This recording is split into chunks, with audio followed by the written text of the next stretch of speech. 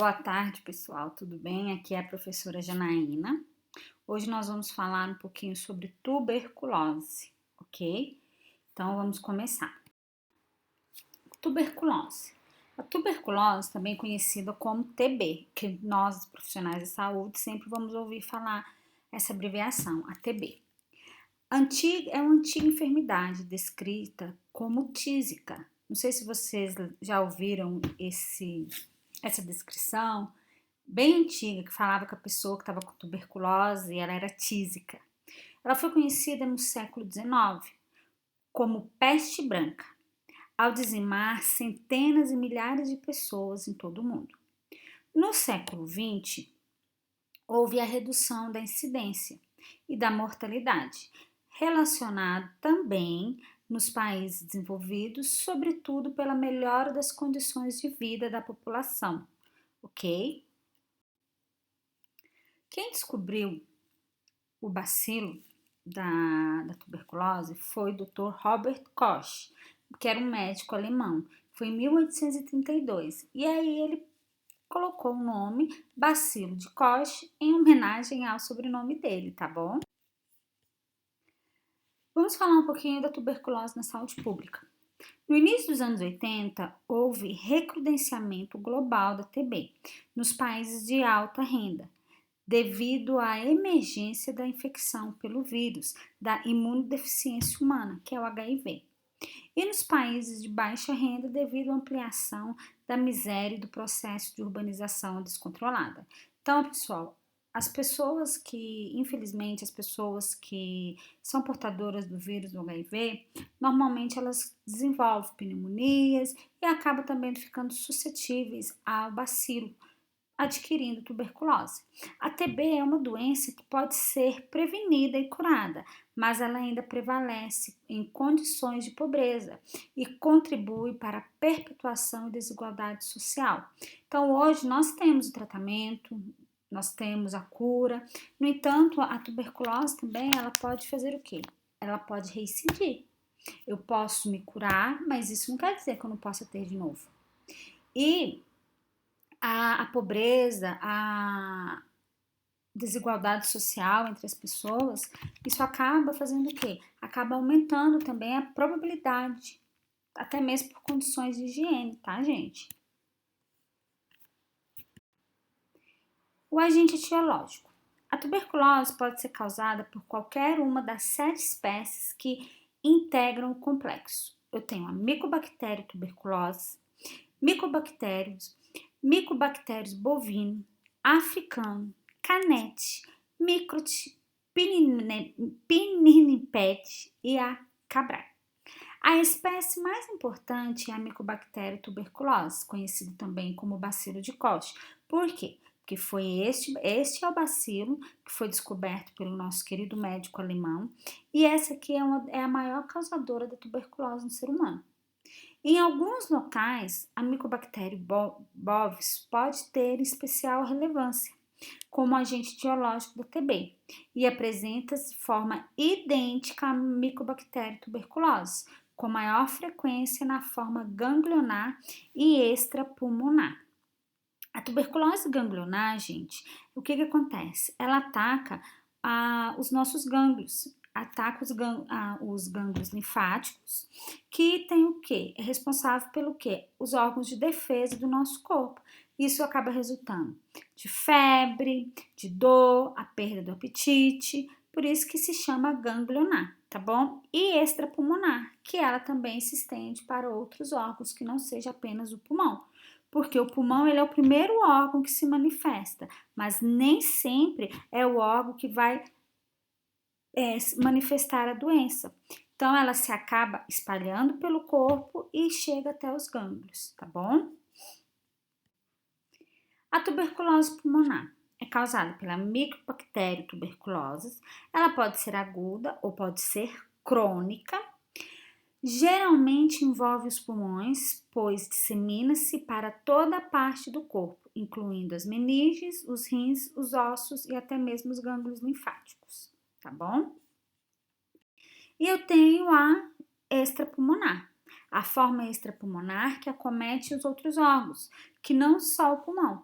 e ocorre mais frequentemente em pessoas que vivem com o HIV, especialmente entre aquelas com comprometimento imunológico, porque nós sabemos que o paciente portador do HIV, ele tem um belo comprometimento imunológico, porque ele perde as defesas do corpo.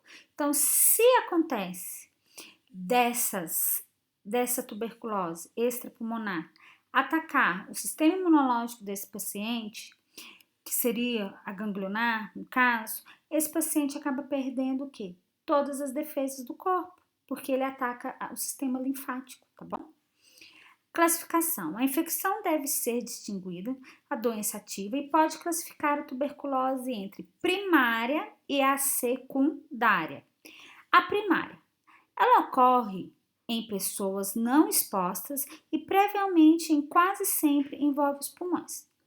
Na maioria das vezes, a infecção primária resulta em apenas um nódulo fibrocalcificado nos pulmões. Mas, no entanto, micro-organismos vivos podem estar presentes neste lodo, latente por muitos anos, ou seja, ela é primária, ela está ali quietinha, no entanto, é como se ela estivesse ali dormindo, pessoal, e a qualquer momento essa doença pode se manifestar novamente. E a secundária?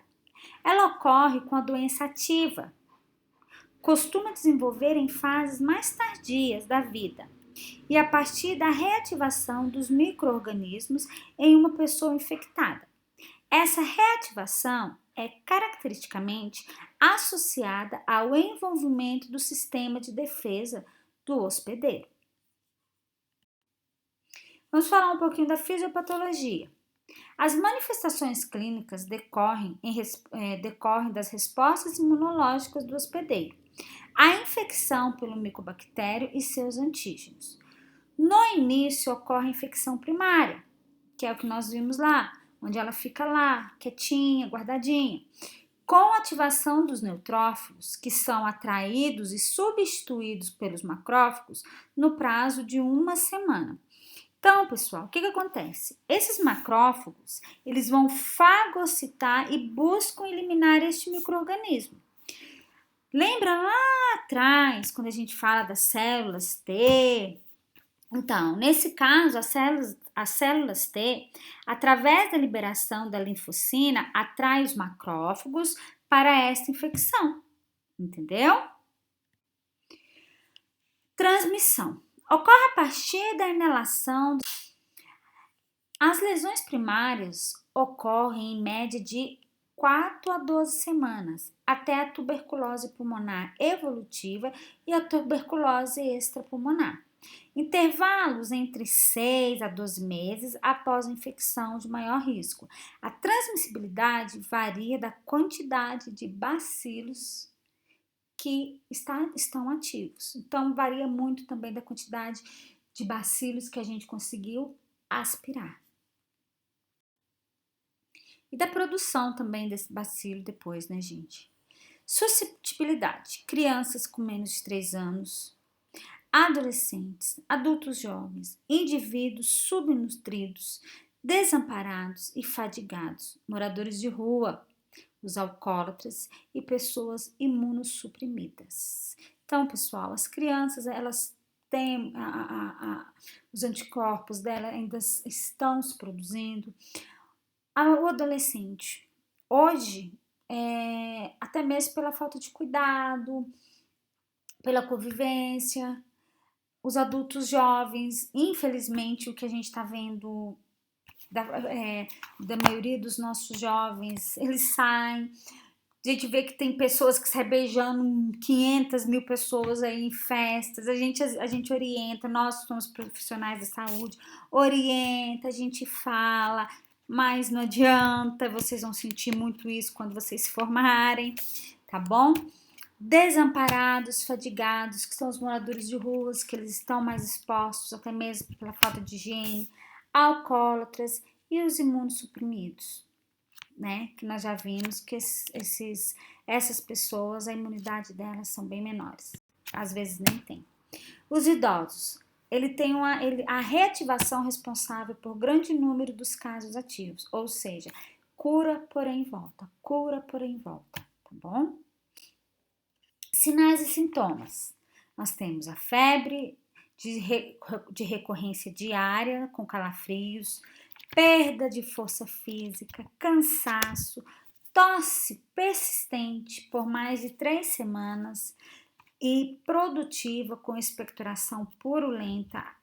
Por isso que a gente observa muito, e também existe o teste de escarro, a perda de peso, anemia, hemopítise, aumento dos gânglios linfáticos do tórax. Isso tudo nós temos que ficar muito atentos na hora que a gente vai fazer o nosso exame físico, entendeu? Fazer uso das propedêuticas de enfermagem.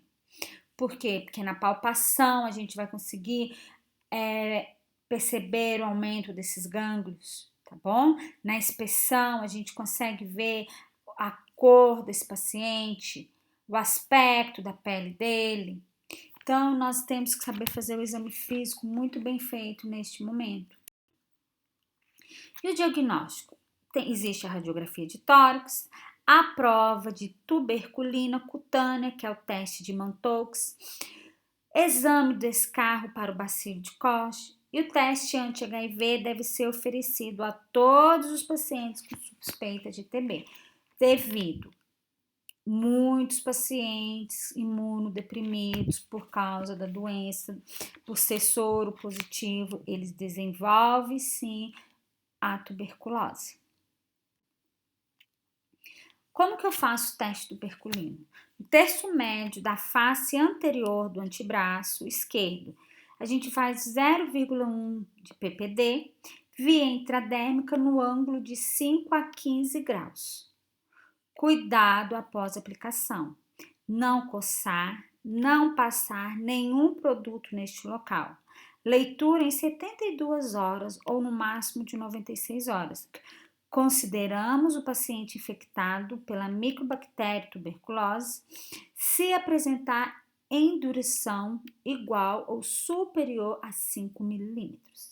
Então, pessoal, a gente vai formar aquela bolinha aqui e a gente precisa estar atento para ver como que isso vai reagir. Então, este é o prazo que a gente dá, de 72 a 96 horas, tá bom? Como que é feito o tratamento? Nos adultos e no adolescentes, a gente faz o quê? O RHZE, que é o quê? A rifampicina, que a gente usa 150 miligramas, isoniazida, que 75 miligramas, e a pirazinamida, de 400 miligramas, e o etambutol, 275 miligramas, tá bom? Este quadro fármacos são utilizados nos 4 primeiros meses do tratamento no esquema básico. Eu coloquei para vocês aqui o gráfico, para vocês depois estarem acompanhando e vendo como que depois vai mudando, tá bom? Mas é bem isso. Então, esse aqui a gente usa o quê? O RHZE, que é para adultos e adolescentes, tá bom? E para as crianças? As crianças a gente usa o que nós chamamos de RHZ, que aí não são 4 medicações, são 3, tá vendo? Então, aqui, ó, continua a recomendação de 3 fármacos na primeira fase e depois, na segunda fase, tira-se uma medicação, tá bom? Medidas de duração de 6 meses. Deve ser realizada uma radiografia do tórax para avaliar a evolução das lesões radiológicas, sempre. Então, assim, esse paciente, depois ele precisa continuar sendo acompanhado, tá, gente? Então, em média, vai em 6 meses. E a vigilância epidemiológica? Para o controle e prevenção da doença, deve-se realizar e avaliar o controle da vacinação da BCG. Crianças podem ser vacinadas com até 4 anos e 11 meses. Gente, a BCG, normalmente a gente já sai do hospital com ela quando nasce.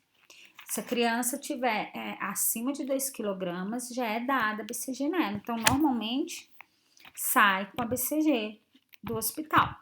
Notificação compulsória pelo meio do SINAM. precauções respiratórias por aerosóis e investigação das pessoas que tiverem contato e convívio com o paciente infectado por tuberculose, porque ela é uma doença extremamente contagiosa. Então, a gente tem que buscar, sim, todas as pessoas que tiveram contato com este paciente que é portador da doença, porque provavelmente as outras pessoas também vão estar contaminadas. Tá bom? Eu agradeço muito vocês por terem participado da minha aula, tá? E até a próxima. Um grande abraço. Tchau!